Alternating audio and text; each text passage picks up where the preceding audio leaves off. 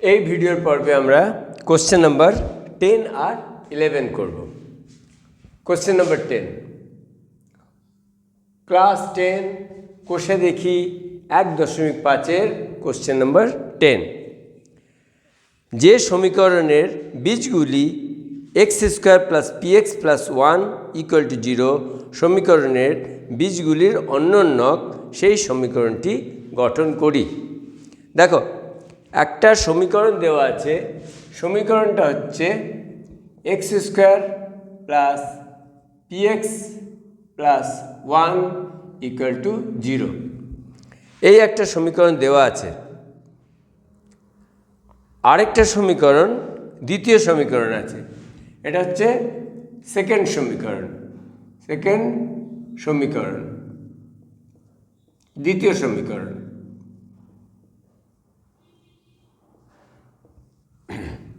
এবার কোশ্চেনে আছে যে সমীকরণের বীজগুলি এই প্রথম সমীকরণের বীজগুলির অন্যোন্যক, তার মানে এইটার যদি বীজ আলফা আর বিটা হয় তাহলে এই দ্বিতীয় সমীকরণের বীজ হবে 1/α আর 1/β।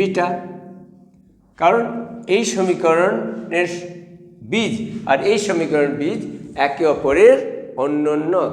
সুতরাং এটা যদি আলফা আর বিটা হয়, এটা হবে 1/α আর 1/β। তাহলে এই যে দ্বিতীয় সমীকরণটা আছে সেটাকে তোমাকে গঠন করতে হবে।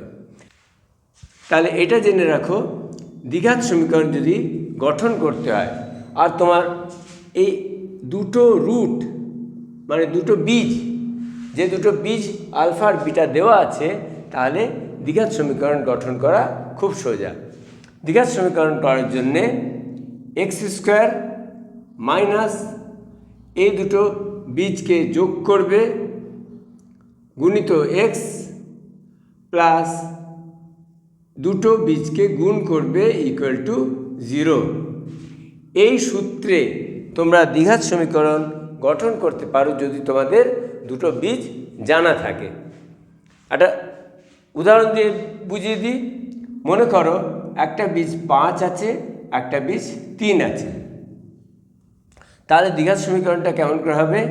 x² মাইনাস 5, আলফার জায়গায় 5, আরেকটা বীজ আছে 3 ইন্টু x প্লাস 5 গুণিত 3 সমান 0, মানে x² মাইনাস 8x প্লাস 15 = 0। যদি দুটো বীজ 5 আর 3 থাকে তাহলে এইভাবে আমরা দ্বিঘাত সমীকরণকে তৈরি করতে পারি। তাহলে চলো এখন আমাদের যে কোশ্চেন করছি, কোশ্চেন নাম্বার 10-এ এই দ্বিঘাত সমীকরণ দেওয়া আছে আর দ্বিতীয় সমীকরণ তৈরি করতে হবে, যেটা এই সমীকরণের প্রথম সমীকরণের বীজ দুটো, দ্বিতীয় সমীকরণের বীজ দুটো প্রথম সমীকরণের বীজের অন্যোন্যক। তাহলে এইখানে আলফা প্লাস বিটা দুটো বীজের যোগফল তোমরা জানো -b/a হয়, -b/a। আর এখানে b মানে কি? x এর সহগ, b মানে হচ্ছে p বাই a, a হচ্ছে x² এর সহগ, সুতরাং 1। তাহলে বুঝতে পারছো আলফা প্লাস বিটা পেলে -p।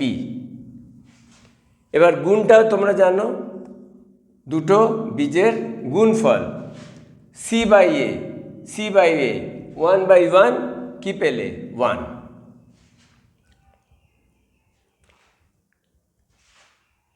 তাহলে এখানে যদি, তাহলে মনে করো দ্বিতীয় সমীকরণের ধরি বীজদ্বয় m এবং n। সুতরাং প্রশ্নে দিয়েছে m সমান 1/α আর n সমান 1/β, কারণ আলফা আর বিটা আমরা ধরেছি প্রথম সমীকরণের বীজ। তাহলে এইখানে এম প্লাস এন কত হবে? এম প্লাস এন হবে 1/α plus 1/β।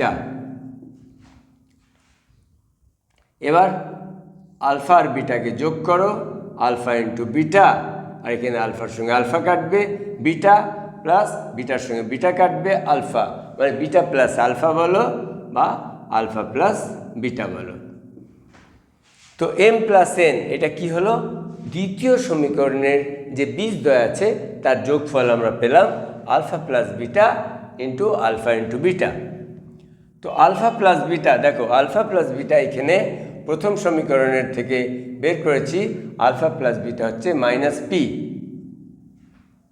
R divide by alpha into beta মানে মাইনাস পি এর সঙ্গে 1কে ভাগ করলে মাইনাস পি হবে। তাহলে দ্বিতীয় সমীকরণের যে বীজদ্বয় পেলাম তার যোগফল হচ্ছে M plus N equal to minus P. তাহলে গুণটাও বের করে নিই, M into N. M into N কী হবে? এম হচ্ছে 1/α ইন্টু এন হচ্ছে 1/β। তো 1/α ইন্টু বিটা মানে আলফা ইন্টু বিটা এখানে দেখো লক্ষ্য করো 1, তো 1/1 করলে কী হয়? 1 হয়। সুতরাং দ্বিতীয় যে সমীকরণ এটার বীজদ্বয়ের যোগ পেয়ে গেছি, বীজদ্বয়ের গুণ পেয়ে গেছি। তাহলে এই যে সূত্রটা শিখেছি, এই সূত্রটা শিখেছি এক্স স্কোয়ার মাইনাস বীজদ্বয়ের যোগফল গুণিত এক্স প্লাস বীজদ্বয়ের গুণফল সমান 0। সুতরাং সমীকরণ হবে x square minus m plus N into x plus m into n সমান 0। তাহলে x square minus m plus n কত? এম প্লাস এন হচ্ছে মাইনাস পি, সুতরাং এখানে লিখব minus P into x plus m into n, এখানে বের করেছি 1 ইকুয়াল টু 0। তাহলে সমীকরণটা হলো x square minus into minus plus P into x P x plus 1 equal to 0। এইটাই তোমাদের সমীকরণটা গঠন করতে বলা হয়েছিল। এইভাবে আশ্চর্য হওয়ার কিছু নেই যে সমীকরণটা দেওয়া ছিল দ্বিতীয় সমীকরণও সেটাই আমাদের বের হলো। এবার 11 নম্বর অঙ্ক, x square plus x plus 1 equal to 0 সমীকরণটির একটা সমীকরণ দিয়েছে যেটা হচ্ছে x square plus x plus 1 equal to 0। এই সমীকরণটির বীজগুলির বর্গ যে সমীকরণের বীজ, তার মানে এটাও ওই আগের অঙ্কগুলোর মতনই, এটা একটা সমীকরণ দিয়েছে আরেকটা দ্বিতীয় সমীকরণ দিয়েছে। দ্বিতীয় সমীকরণ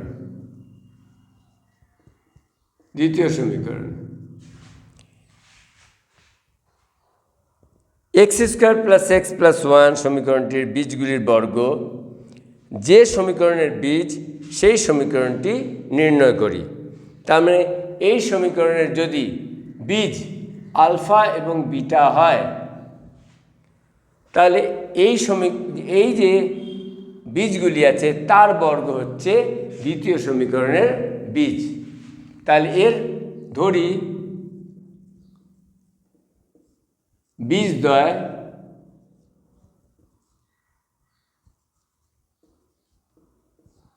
এম এবং এন। তাহলে এম কত হবে? এম হচ্ছে এর যে বীজ আছে তার বর্গ, তাহলে এম সমান হচ্ছে আলফা স্কোয়ার আর এন সমান হচ্ছে বিটা স্কোয়ার, এটাই দিয়েছে। এবার এই সমীকরণটাকে আমাকে গঠন করতে হবে। তাহলে এইখানে 10 নম্বর অঙ্কে যেটা আমরা শিখেছিলাম আলফা প্লাস বিটা বের করে নেব alpha plus beta equal to minus B by A, তাহলে মাইনাস আর বি এর মান হচ্ছে 1, 1 বাই 1 মাইনাস 1ই হবে। আলফা প্লাস বিটা বেরিয়ে গেল -1, আর আলফা ইন্টু বিটা হচ্ছে সি বাই এ অর্থাৎ 1। এইবার আমরা জানি এইখানে সমীকরণটি বের করতে হলে সমীকরণটা কি হবে?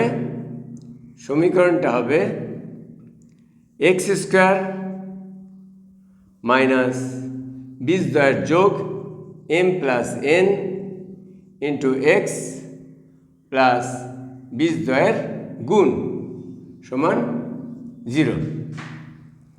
তাহলে M plus N X square minus M কি আছে alpha square plus N beta square into x plus alpha square into beta square equal to 0। তাহলে alpha square plus beta square আর alpha square into beta square আমরা এই জায়গা থেকে বের করে নেব। Alpha into beta equal to 1, সুতরাং alpha square into beta square যে 1 হবে সেটা বুঝতে পারছো, কিন্তু আলফা স্কোয়ার প্লাস বিটা স্কোয়ারটা তোমাদের বের করতে হবে। দেখো আলফা প্লাস